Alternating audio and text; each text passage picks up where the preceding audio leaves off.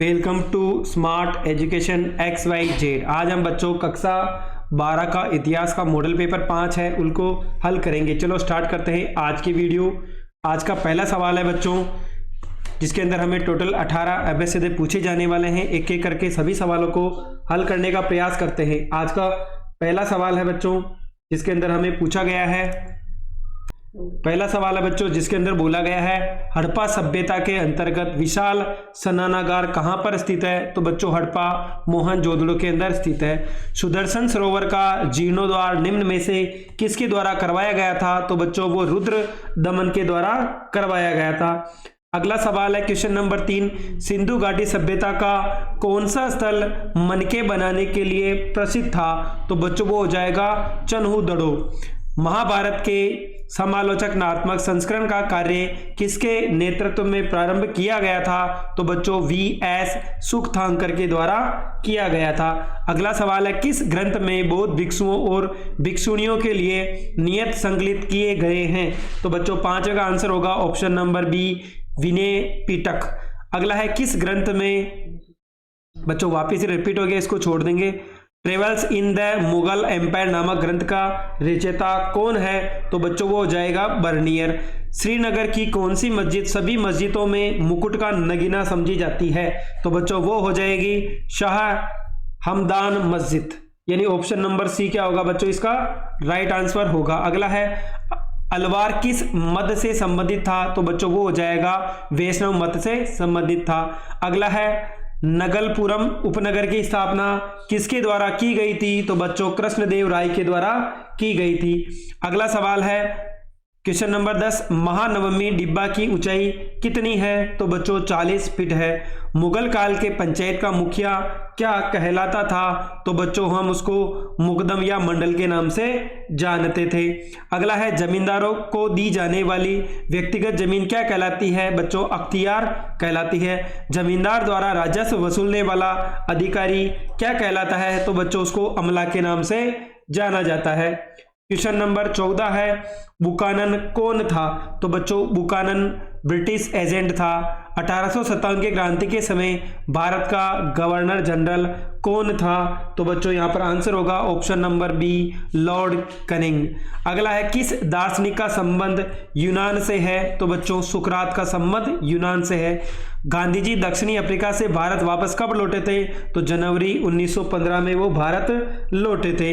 अंतिम सवाल है एबीसीडी का, कांग्रेस ने अपने किस अधिवेशन में पूर्ण स्वराज की मांग की थी। तो बच्चों लाहौर अधिवेशन में पूर्ण स्वराज की मांग की थी कांग्रेस ने। अगला सवाल है बच्चों जिसके अंदर हमें टोटल 6 खाली स्थान पूछे जाने वाले हैं। प्रत्येक प्रश्न हमारा 1 नंबर का होने वाला है। चलो एक एक करके सभी सवालों को देख लेते हैं। आधुनिक बिहार के राजगीर का प्राकृत नाम है। तो बच्चों राजगाह है। क्या होगा पहले का आंसर, राजगाह है। आधुनिक बिहार के राजवीर का प्राकृत नाम है। मनुस्मृति के अनुसार पुरुषों के लिए धन अर्जित करने के तरीके हैं। तो बच्चों यहाँ पर 7 तरीके हैं। शाहजहां बेगम की उत्तराधिकारी कौन थी। तो बच्चों सुल्तान जहां बेगम। तीसरे का आंसर होगा बच्चों सुल्तान जहां बेगम। क्या होगा बच्चों, इसका राइट आंसर होगा। अगला है ख्वारिज्म स्थित है। तो बच्चों ये उज्बेकिस्तान में हो जाएगा, उज्बेकिस्तान के अंदर स्थित है। अगला सवाल है 16वीं 17वीं सदी के दौरान हिंदुस्तान में करीब करीब लोग गांवों में निवास करते थे। तो बच्चों 85% लोग कहां करते थे, गांवों में निवास करते थे। इस्तमरारी बंदोबस्त ने राजस्व की राशि निश्चित करने के लिए लागू की थी। तो बच्चों ईस्ट इंडिया कंपनी। क्या होगा बच्चों, ईस्ट इंडिया कंपनी। इसका क्या होगा, सही आंसर होगा। चलो बच्चों अगला सवाल देख लेते हैं। अति लघुतात्मक प्रश्न, ये हमसे टोटल 11 पूछे जाने वाले हैं। एक एक करके सभी को हल करने का प्रयास करते हैं।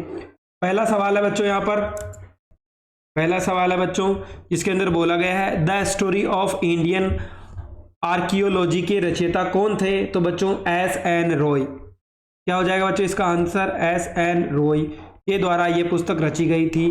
मनुस्मृति के अनुसार समाज का कौन सा वर्ग पैतृक संसाधन में हिस्सेदारी की मांग नहीं कर सकता। पैतृक का मतलब जो पिता के द्वारा दी गई भूमि। तो बच्चों यहाँ पर हो जाएगा स्त्री वर्ग। कौन सा हो जाएगा बच्चों, स्त्री वर्ग। मजीम मध्यम निकाय किस भाषा में लिखा गया है? तो बच्चों यहां पर वो हो जाएगी इसकी भाषा पाली भाषा में। कौन सी भाषा बच्चों? यहां पर पाली भाषा में लिखा गया है। शाहजहां के सबसे बड़े पुत्र का क्या नाम था? तो बच्चों दारा शिकोह था। क्या हो जाएगा? दारा शिकोह सबसे बड़े पुत्र का नाम था। भारतीय डाक प्रणाली का वर्णन किस विदेशी यात्री के द्वारा किया गया था? तो बच्चों इब्न बतूता। इब्न बतूता, ये बतूता होगा बच्चों, बबूता नहीं होगा, बतूता। इब्न बतूता के द्वारा किया गया था। किस ग्रंथ को तमिल वेद के रूप में भी जाना जाता है? तो बच्चों नल हीरा दिव्य प्रबंधम। नल हीरा दिव्य प्रबंधम। अगला सवाल है निर्गुण भक्ति के दो प्रसिद्ध संतों के नाम बताने हैं। तो बच्चों कबीर और गुरु नानक। पहला तो हो जाएगा हमारा कबीर और दूसरा हो जाएगा बच्चों हमारा गुरु नानक। अगला सवाल है आईना ए अकबरी किसके द्वारा रचित गई? तो बच्चों प्रसिद्ध कवि है अबुल फजल के द्वारा। अबुल फजल के द्वारा रची गई थी। पहाड़िया जीवन का प्रतीक क्या था? तो बच्चों यहां पर हो जाएगा हमारा कुदाल। क्या हो जाएगा बच्चों? कुदाल। अगला सवाल है 1915 से पहले के कांग्रेस के किन्हीं दो प्रमुख उत्तरदायी नेताओं के नाम बताइए। उत्तरवादी और उदारवादी नेताओं के नाम बताने हैं। तो बच्चों गोपाल कृष्ण गोखले। पहला तो हो जाएगा हमारा गोपाल कृष्ण गोखले। दूसरे की बात करें तो बच्चों वो हो जाएगा सुरेंद्र नाथ बनर्जी। सुरेंद्र नाथ बनर्जी, ये दोनों कांग्रेस के उदारवादी नेता थे। भारतीय संविधान सभा के स्थायी अध्यक्ष कौन थे? प्रथम स्थायी अध्यक्ष बच्चों डॉक्टर राजेंद्र प्रसाद। डॉक्टर राजेंद्र प्रसाद भारतीय संविधान सभा के प्रथम स्थायी सदस्य थे। तो बच्चों जो क्वेश्चन नंबर 3 था उसके आंसर आप यहां पर देख सकते हैं। अगला सवाल है बच्चों क्वेश्चन नंबर 4। यहां पर बोला गया है ईसा पूर्व 6ठी शताब्दी से भारत में हुए नवीन परिवर्तनों पर उल्लेख कीजिए। तो ईसवी पूर्व 6ठी शताब्दी से, तो बच्चों यहां पे होगा से भारत में निम्नलिखित नवीन परिवर्तन हुए। पहला परिवर्तन था इन परिवर्तनों में सबसे प्रमुख परिवर्तन आरंभिक राज्यों, साम्राज्यों और रजवाड़ों का विकास। इन राजनीतिक प्रक्रियाओं के लिए कुछ अन्य परिवर्तन जिम्मेदार थे। इनकी जानकारी कृषि उपज को संगठित करने के तरीके से होती है। दूसरा है इस युग में लगभग संपूर्ण उपमहाद्वीप में नए नगरों का उदय हुआ। पांचवा क्वेश्चन है अभिलेख किसे कहते हैं? उनका ऐतिहासिक महत्व क्या है? तो अभिलेख उन्हें कहते हैं जो पत्थर, धातु, मिट्टी के बर्तन जैसी कठोर सतहों पर खुदे हुए होते हैं। अभिलेखों में उन लोगों की उपलब्धियां, क्रियाकलापों तथा विचारों का उल्लेख मिलता है जो उन्हें बनवाते हैं। इनमें राजाओं के क्रियाकलापों तथा लोगों द्वारा धार्मिक संस्थाओं को दिए गए दान का विवरण होता है। इनके निर्माण की तिथि भी खुदी हुई होती है। वर्ण और जाति में कोई हमें दो अंतर बताने हैं। तो बच्चों यहाँ पर वर्ण 4 थे, पहला होगा परंतु जातियां कोई निश्चित संख्या नहीं होती है। वर्ण व्यवस्था में अंतर्विवाह आवश्यक नहीं है परंतु जाति व्यवस्था में अंतर्विवाह अनिवार्य होता है। लगभग 10वीं सदी से 17वीं सदी के काल में लोगों की यात्राएं करने के क्या क्या उद्देश्य थे? तो लगभग 10वीं सदी से 17वीं सदी के काल में लोगों की यात्राएं करने के निम्नलिखित उद्देश्य थे। कार्य की तलाश में, आपदाओं से बचने के लिए, व्यापारियों, सैनिकों, पुरोहितों तथा तीर्थ यात्राओं के रूप में, साहस की भावना से प्रेरित होकर। हजार राम मंदिर के बारे में आप क्या जानते हैं? स्पष्ट कीजिए। तो बच्चों हजार राम मंदिर विजयनगर के राजकीय केंद्र में स्थित एक अत्यंत दर्शनीय मंदिर है। संभवतः इसका प्रयोग केवल राजा तथा उनके परिवार के द्वारा ही किया जाता था। विश्व के देवस्थल की मूर्तियां अब नहीं है परंतु दीवारों पर बनाई गई पटल मूर्तियां सुरक्षित है। इसमें मंदिर की आंतरिक दीवारों पर रामायण के लिए कुछ दृश्यांश उत्कीर्णित है। नायक कौन थे? तो नायक विजयनगर राज्य के सेना प्रमुख थे। प्राय नायकों को किलों का नियंत्रण होता था तथा उनके पास सशस्त्र समर्थक होते थे। वे एक स्थान से दूसरे स्थान पर घूमते रहते थे तथा उपजाऊ भूमि की तलाश में किसान भी उनका साथ देते थे। ये प्राय तेलुगु तथा कन्नड़ भाषा बोलते थे। कई नायकों ने विजयनगर के शासकों की प्रभुसत्ता के सामने समर्पण किया था परंतु वे प्राय विद्रोह कर देते थे। उन्हें सैनिक कार्रवाई के द्वारा ही वश में किया जाता था। अगला सवाल है बच्चों क्वेश्चन नंबर 10। जजमानी व्यवस्था क्या थी? तो 18वीं शताब्दी में बंगाल में जमींदारों, लोहारों, बढ़ई तथा सुनारों जैसे ग्रामीण दस्तकारों को उनकी सेवाओं के बदले दैनिक भत्ता तथा खाने के लिए नकदी देते थे। इस व्यवस्था को जजमानी व्यवस्था कहा जाता था। यद्यपि यह प्रथा 16वीं व 17वीं शताब्दी में अधिक प्रचलित नहीं थी। रेतवाड़ी व्यवस्था इस्तमरारी बंदोबस्त किस प्रकार भिन्न था? तो रेतवाड़ी व्यवस्था इस्तमरारी बंदोबस्त निम्न प्रकार भिन्न है। इस प्रणाली के अंतर्गत राजस्व की राशि को तय कर दिया गया है, जिसे प्रत्येक जमींदार द्वारा जमा करवाना आवश्यक था। भिन्न भिन्न प्रकार की भूमि से होने वाली औसत आय का अनुमान लगभग लगा लिया जाता था और सरकार के हिस्से के रूप में उसका अनुपात निर्धारित कर दिया जाता था। इस व्यवस्था के अंतर्गत जमींदार गांव में भूस्वामी न होकर राज्य का राजस्व समाहर्ता मात्र था।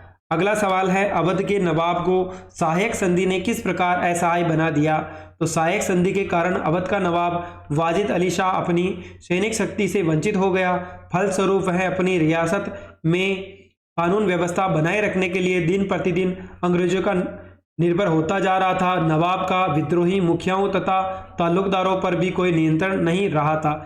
जी.बी. पंत निष्ठावादी नागरिकों के अभिलक्षणों को कैसे परिभाषित करते हैं? व्यक्ति को आत्म अनुशासन की कला सीखनी चाहिए। लोकतंत्र में व्यक्ति को अपने लिए कम और दूसरों के लिए अधिक चिंता करनी चाहिए। हमारी सारी निष्ठाएं केवल राज्य पर केंद्रित होनी चाहिए। यदि व्यक्ति अपने अपव्यय पर अंकुश लगाने के बजाय दूसरों के हितों की तनिक भी चिंता नहीं करता है तो ऐसे लोकतंत्र निश्चित रूप से नष्ट हो जाते हैं। अगला सवाल है बच्चों खंड 6, जिसके अंदर हमें दीर्घ उत्तरीय प्रश्न पूछे जाएंगे 4। सभी का उत्तर हमें 100 शब्दों में करना है। प्रत्येक प्रश्न हमारा 3 नंबर का होने वाला है। पहला है, मोहनजोदड़ो नगर योजना की प्रमुख 4 विशेषताएं लिखिए। अथवा का प्रश्न है, हड़प्पा सभ्यता काल में व्यापार के विकास का वर्णन कीजिए। तो नगर हड़प्पा के नगरों का निर्माण एक निश्चित योजना के अनुसार किया गया था। सड़कें, नगरों की सड़कें तथा गलियां एक निश्चित योजना के अनुसार बनाई गई थी।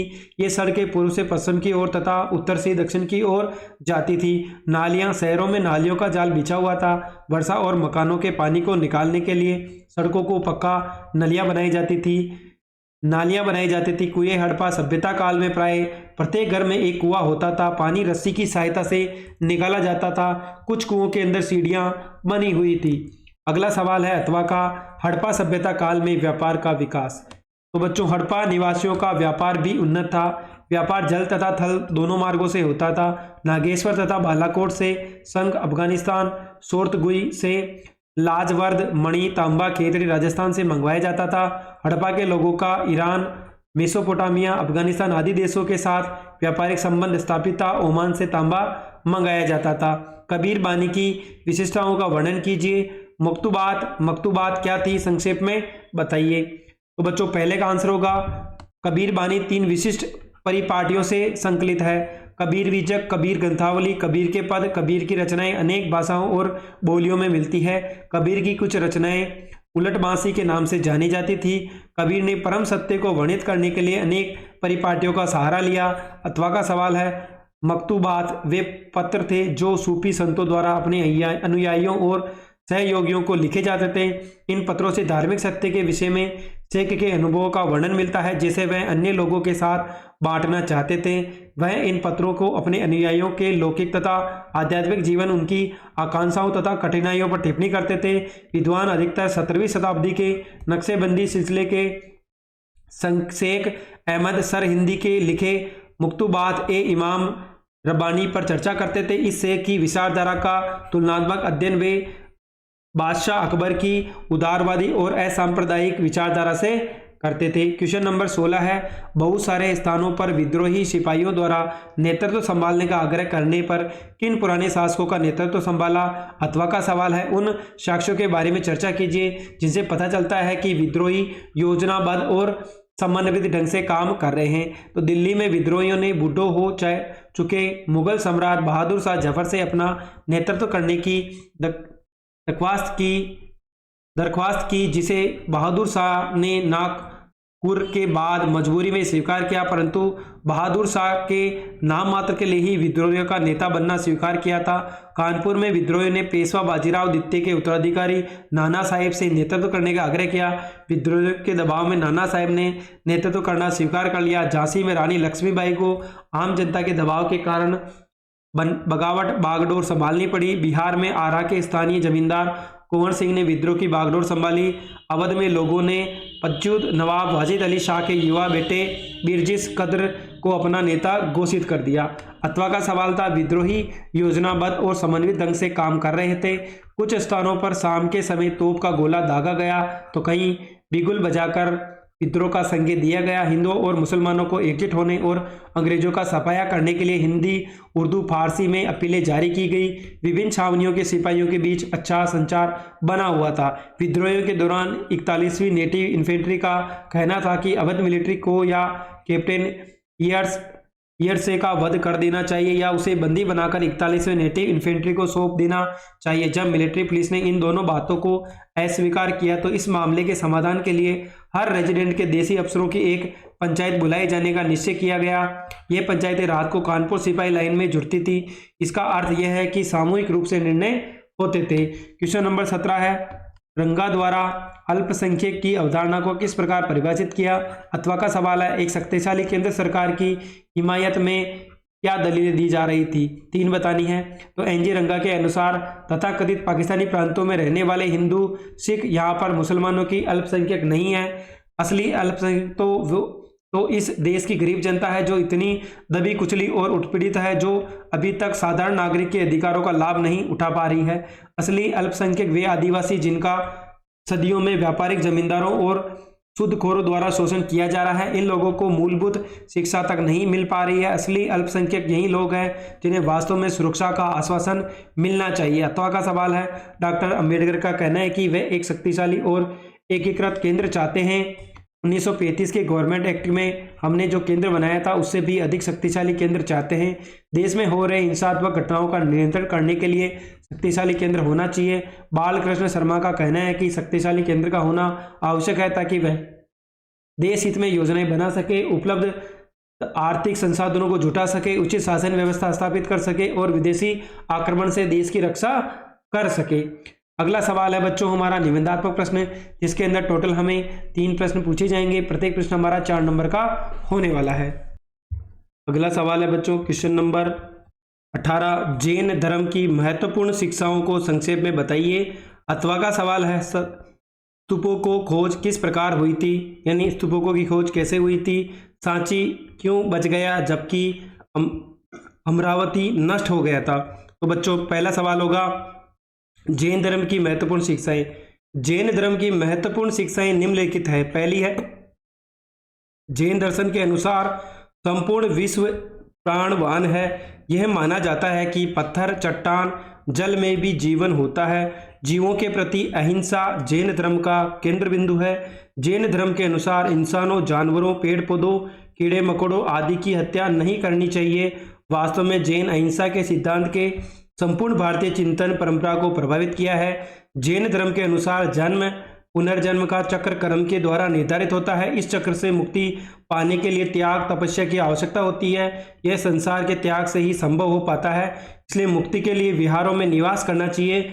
जैन साधुओं और साध्वियों को 5 व्रतों का पालन करना चाहिए। ये 5 व्रत कौन कौन से हैं? हत्या न करना, चोरी न करना, झूठ न बोलना, ब्रह्मचार्य का पालन करना, धन संग्रह न करना। अथवा का सवाल था स्तूपों की खोज। तो बौद्ध कला में स्तूपों का महत्वपूर्ण स्थान है। सांची और अमरावती के स्तूप तत्कालीन वास्तुकला के उत्कृष्ट नमूने हैं। सांची के स्तूप की खोज। सांची का स्तूप एक पहाड़ी के ऊपर बना हुआ था जो मुकुट जैसा दिखाई देता है।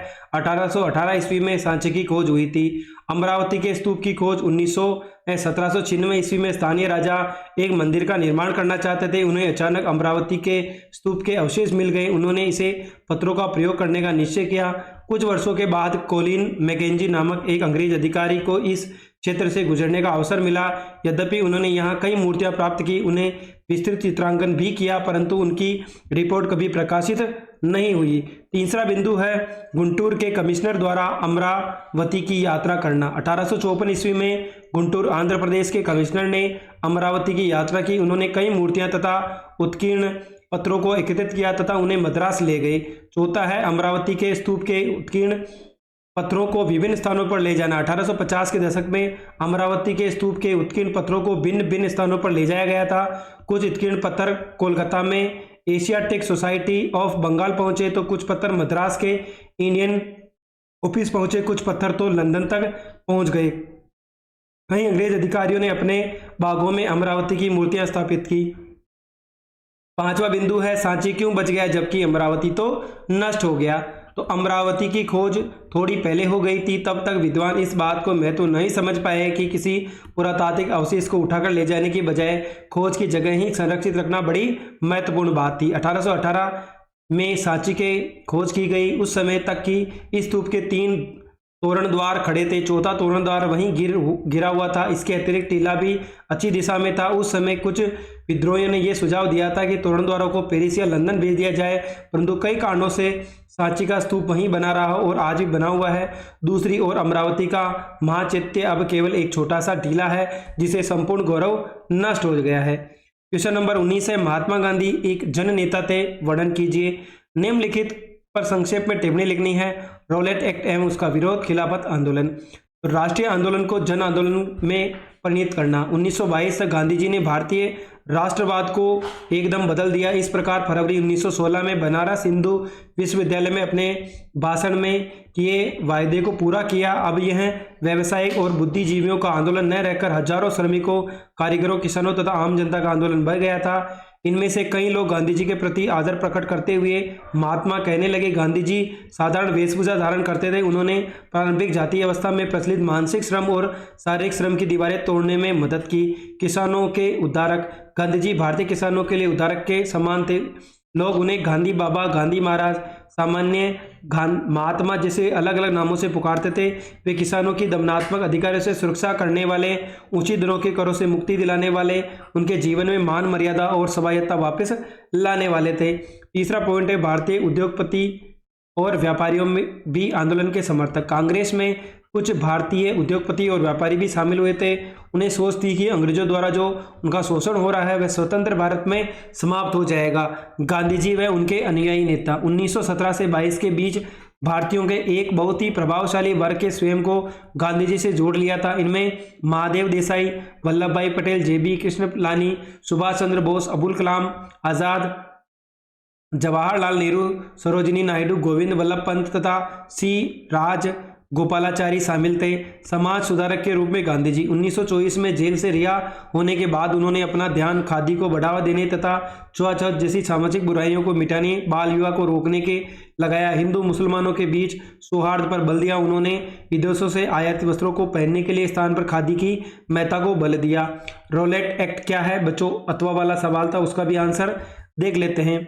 यद्यपि प्रथम विश्व युद्ध के दौरान भारतवासियों ने अंग्रेजों की तन मन धन से सहायता की थी, परंतु विश्व युद्ध की समाप्ति के पश्चात ब्रिटिश सरकार ने भारतीय राष्ट्रीय आंदोलन को कुचलने के लिए कठोर कानून बनाए। 1919 में ब्रिटिश सरकार ने रॉलेट एक्ट पास किया, जिसके अनुसार किसी भी भारतीय को बिना किसी जांच के कारावास में बंद किया जा सकता था। रॉलेट एक्ट के पारित किए जाने से गांधी जी को प्रबल आघात हुआ। उन्होंने इस काले कानून के विरोध एक देशव्यापी आंदोलन चलाया। गांधी जी की अपील पर अनेक नगरों में हड़ताल की गई। दिल्ली में लोगों ने ब्रिटिश सरकार के विरुद्ध एक जुलूस निकाला, जिस पर पुलिस ने गोलियां चलाई, जिससे अनेक लोग मारे गए। गांधी जी को पंजाब जाते समय गिरफ्तार कर लिया गया। इससे भारतवासियों में तीव्र आक्रोश उत्पन्न हुआ। पंजाब के लोगों ने रॉलेट एक्ट को घोर विरोध किया। ब्रिटिश सरकार ने अमृतसर के स्थानीय नेताओं को गिरफ्तार कर लिया। इससे विरोध अप्रैल 1919 में अमृतसर के जलियांवाला बाग में लोगों की एक विशाल सभा आयोजित की। इस अंग्रेज ब्रिगेडियर डायर ने प्रदर्शनकारियों पर गोलियां चलाई, जिससे 400 से अधिक लोग मारे गए, हजारों लोग घायल हो गए। इस पर गांधी जी ने ब्रिटिश सरकार के विरुद्ध असहयोग आंदोलन चलाने का निर्णय लिया। अगला सवाल है बच्चों, खिलाफत आंदोलन। तो खिलाफत आंदोलन मोहम्मद अली शौकत अली के नेतृत्व में भारतीय मुसलमानों का एक आंदोलन था। इस आंदोलन की प्रमुख मांगें निम्नलिखित है। पहले के ऑटोमन साम्राज्य के सभी इस्लामी पवित्र स्थानों पर तुर्की सुल्तान अथवा खलीफा का नियंत्रण बना रहेगा। जंजीरात उल अरब इस्लामी संप्रभुता के अधीन रहें। खलीफा के पास इतने क्षेत्र हो कि वह इस्लामी विश्वास को सुरक्षित रखने योग्य बन सके। गांधी जी ने असहयोग आंदोलन को सफल बनाने के लिए खिलाफत आंदोलन को इसका अंग बनाया। उन्होंने हिंदुओं तथा मुसलमानों में एकता उत्पन्न करने के लिए खिलाफत आंदोलन का समर्थन किया। अगला सवाल है बच्चों यहाँ पर, जिसके अंदर हमें भारत के मानचित्र में नीचे कुछ स्थानों के नाम दिए गए हैं, जिनको हमें भारत के मानचित्र में भरना है। तो पहले में सूरत, ग्वालियर, गोवा, सारनाथ और साथ ही बच्चों हमें दे रखा है नागपुर। दूसरा है जिसमें भी भारत का नक्शा भरना है चोरी चोरा, अमरावती, मैसूर, बीजापुर और अवध। चलो दोनों के ही आंसर हम देख लेते हैं। सबसे पहले बच्चों अगर हम बात करें तो ग्वालियर ये हमारा जो मध्य प्रदेश है उसके अंदर स्थित है। सारनाथ हमारा जो यूपी उत्तर प्रदेश के अंदर स्थित हो जाएगा।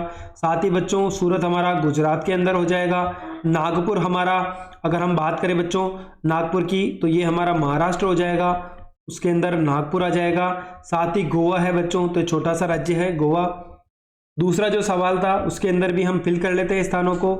सबसे पहले बच्चों यूपी के अंदर 2 स्थान हो गए, उत्तर प्रदेश में चोरा चोरी और अवध। अगर हम दूसरे की बात करें बच्चों आंध्र प्रदेश के अंदर अमरावती हो गया। साथ ही हमारा जो कर्नाटक राज्य है इसके अंदर बीजापुर और मैसूर दोनों ही एक ही जगह पर स्थित है। तो बच्चों ये हमारा कक्षा 12 का जो इतिहास सब्जेक्ट है उसका मॉडल पेपर 5 था, ये हमने डिस्कस किया। अगर आपको हमारी मेहनत पसंद आई हो तो चैनल को लाइक करें, सब्सक्राइब करें और अपने दोस्तों के साथ भी शेयर करें।